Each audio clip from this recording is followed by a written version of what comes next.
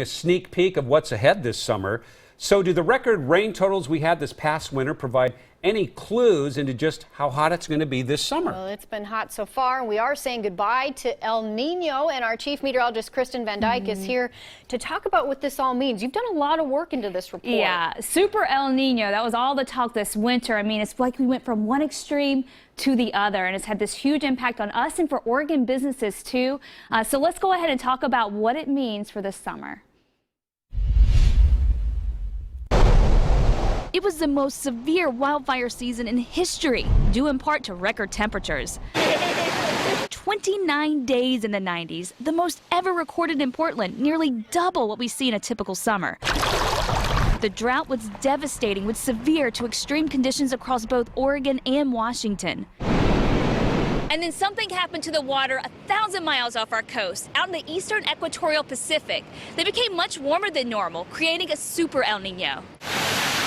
That meant a more active storm track for us, soaking Portland and Oregon with rain and snow. We finished up with about 480 inches of snowfall from the opening storm through year to date or season to date. Our average is 430 inches, so Super El Nino delivered, and it delivered some great snow conditions too. Dave Tragathon with Mount Hood Meadows says it's been a phenomenal year at the mountain. The snowpack is not only a good thing for ski resorts, but possibly a lifesaver for the entire state this summer. Thanks to this season's solid snowpack, as we head into the warmer summer months, the runoff will help keep our rivers and streams healthy, our reservoirs full, and help combat a more active than normal wildfire season. I'm really happy with the way things are growing. Back here in wine country, the weather has definitely given these grapes a boost.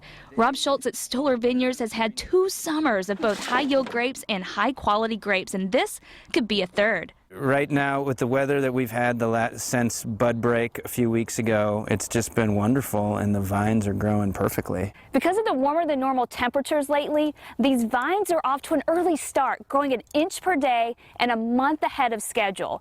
But as we transition into the summer and out of El Nino, that should slow the ripening process down. Those records we broke last summer were caused by a stubborn ridge of high pressure and warmer water off our coast. That blob of warm ocean water is now gone. The water temperature is cooling, which means less heat this summer and less long, hot, dry spells.